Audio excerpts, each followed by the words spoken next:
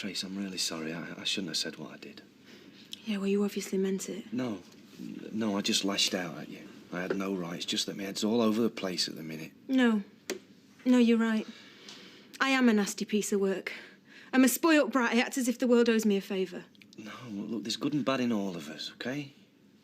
What, there's good in me? I doubt it. Don't talk like that. You know, I've made such a mess of my life. It's just been one long list of disasters. Robert, Dev. It's no wonder I'm in the state that I'm in. Oh, being pregnant's not the end of the world. It feels like it. No, we'll all rally round, you'll see. And I'll tell you something. You know, Roy's a good man. He'll do what's right by you. Why should he? I haven't done what's right by him. You see, and there's me accusing you of not having a conscience. Just prove me wrong, didn't you? Yeah, well, you wouldn't say that if you knew the truth. How do you mean? Oh, no, forget it. I shouldn't have said anything. No, come on, Tracy. What truth? I can't tell you. Yes, you can. Come on. Peter, do you swear that you will not breathe a word of this to anybody? Of course I swear. No, I mean it, Peter. Not a soul. No, I can't if anyone finds out that... No, they won't, OK? They won't find out. It's not Roy's baby. What? Well, then whose baby is it? Do you know? Yes, of course I know. OK, then who? Come on, Tracy, who?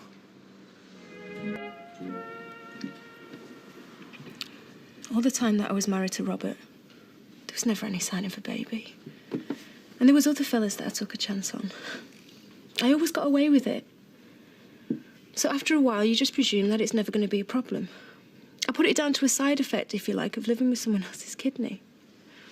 I'd always been irregular, but after the transplant, my body, it was all over the place. I used to think of myself as being on the pill. It just happened to be an anti-rejection pill. Then this happened. So whose is it? Who's the father? It's Steve MacDonald. I really liked him, Peter. I still do. And after Robert and Dev and, well, all the other mistakes, it felt like something worth working at. So we spent the night together. And the very next day, he dumped me. Just like that. He dumped me and he went running back to his wife. Left you with a bun in the oven. Yeah, well, I didn't know that at the time, but still, I was gutted. So why did you tell everyone it was right? I mean, if you're talking about humiliation, I'd rather be dumped by Steve MacDonald than up the duff by Roy Cropper. Well, because Steve's happy with Karen. So? So? I mean, why cause them any trouble when you've got the Croppers? Desperate for kids, but they can't have any of their own. So you said it was Roy's out of the goodness of your heart, did you? That's right, yeah. The night of Shelley's hen do, I was looking to cop off. Well, I was feeling really lonely and I just wanted to prove to myself, to prove that I could. Only I couldn't. Everybody else seemed to, but the fella that I fancied, he only had eyes for Shelley.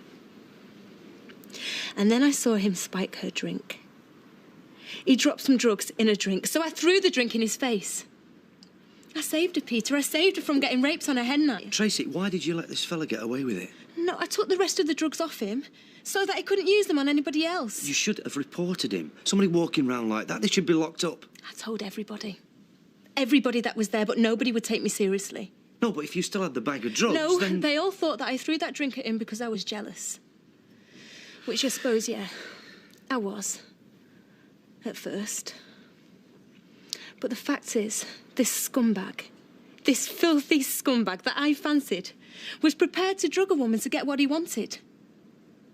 And as desperate and pathetic as he was, what he didn't want was me.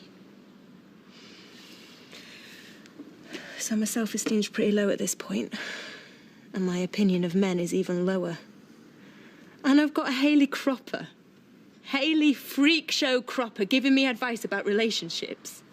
And I've got this bet with Bev, that no man can be trusted, that they're all the same, even Roy. And then it comes to your wedding, which I know to be a farce and a sham. And love is in the air, everywhere you look. And it's all so romantic and phony and a lie. And I'm the only one that can see it. So I'm sat there in my bridesmaid dress and I open my bag. And I'm looking at this little bag of powder. Still there from the hen night. And Roy's there on his own. And he's got a glass of champagne. And I just want to get out of there because I am sick of the sight of loving couples. So the next thing you know, it's plink, plink, fizz, taxi for Cropper. You drugged him? But that's all I did. That's all you did? I didn't touch him. He thinks he got you pregnant. Oh, he couldn't get his own clothes off, let alone get me pregnant. No, I just undressed him, Peter, and I put him in the bed. That's all. And for a couple of minutes, I felt like a winner. I couldn't wait to tell Bev, to see his face in the morning. I was dying for Hayley to find out. But then I turned the light off, and I lay next to him in the dark, listening to him snore. And I cried myself to sleep. Yeah, well, I didn't know it at the time, but I was 3 weeks pregnant by then, so that was probably something to do with it. With what? What you did? Or why you cried? Both. Tracy, this is way out of order. Well, you're in a big glass house yourself, so don't forget that. Everything I did everything so I didn't hurt anybody. Oh, rubbish. And you're the opposite. Look, I am not proud of any of this, but So why didn't you tell Roy afterwards? Why didn't you put him out his misery? I never actually told anybody that we had sex. Not at first. Tracy, you must have done. Once, maybe. Once is enough. But that went no further. Well, it must have done, because people are still thinking it. I told Emily, but she didn't tell anyone. Weren't you embarrassed by what people were thinking? Yes. So why didn't you just admit you never touched him? I mean, you didn't have to mention the drugs. Because at the time I told Emily, I'd only just discovered that I was pregnant. I wasn't sure that Steve MacDonald was the father. There was somebody else it could have been, and that was far more embarrassing. Tracy, what can be more embarrassing than Roy Cropper? A while ago, my gran started seeing a man called Wally Bannister. He was funny and charming, and he was in his 70s. We all thought that he was a millionaire, and he came on to me. He was in his 70s, Peter. He was going out with my gran. But he was very persistent. And eventually, I gave in to him. But he wasn't a millionaire. He was a dirty, filthy-fingered old gardener. He tricked me. He slept with me under false pretenses. Do you know what that feels like? He conned me. And it wasn't until the date of my first scan that I knew for sure that he wasn't the father. So at the time, I was planning on getting rid of it. It was easier to just let Emily think what she was thinking. At least I was in control of the Roy scenario. And anyway, nobody was going to find out. It didn't seem to matter.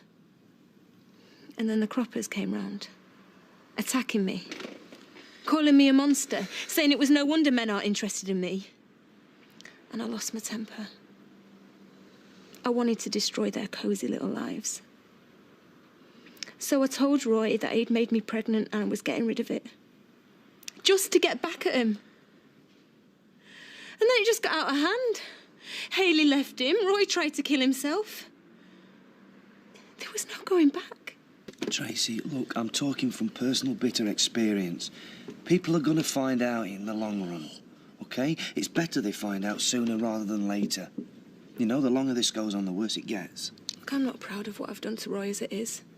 And now on top of everything else, you want me to break his heart by telling him? Look, it's not going to break his heart. He'll be upset, but he'll get over it. You know, and in the long run, Roy and Hayley will thank you. They'll be pleased that he never touched you, never did out to you. I can't. You'll be doing him a favour. Roy won't see it like that. Right now, Roy's got no real bond with the baby. He hasn't seen it born. He's not held it in his arms. And it's better the truth comes out before he does. Tracy, look, I know what I'm talking about. Tell Roy. And tell Steve. You know, and do it quick. Do it before it's too late. I can't afford to. You can't afford not to, love. Do you want the truth? Do you want the whole ugly truth, warts and all? There's more. Okay. They're paying me to have it. I'm selling my baby to them. And at 6:30, they're going to be coming round here with my next cash instalment. You're going to sell your baby? Yeah. No, Tracy, you can't. Watch me. You sleep with Roy Cropper for a bet. You drug him. You sleep with Blanche's boyfriend because you thought he was loaded, and you're gonna sell your own baby. Yes. Tracy, what's happened to you? What sort of a woman are you? I don't know. I don't know what's happened to me. All I know is this baby's a curse. It's my punishment. It doesn't deserve me, and I don't deserve it.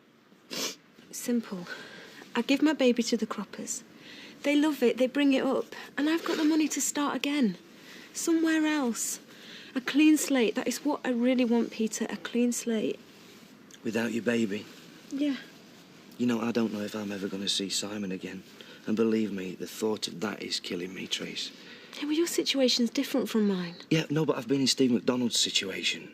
You know, if you're having that baby, then he's got a right to know that. No, he's not interested. No, all he cares about is Karen. No, but if he knows you're carrying his baby, he'll get interested. What, do you think so? Well, I know that because I've been in the same situation with Lucy. You know, I thought me and her were history, but a child changes everything. I mean, it might take him a couple of days to get his head round it. He might fall out with Karen. But if he knew that baby exists, he'd want to be a part of its life. He'd want to help bring it up. Do you really think so? What would you prefer, Trace? A lump sum off Roy Cropper, and you never see your baby again, which will make you miserable forever, okay? Or continued financial and emotional support from Steve McDonald, and you and him can get together and you can work out what you're going to do with the baby. And also, Trace, what would the baby want? I mean, don't get me wrong. I mean, Roy's a nice fella, but would you want him as a dad? So it's better the truth comes out. It's better for the baby. It's better for Steve. It's better for Roy in the long run, and it's better for you.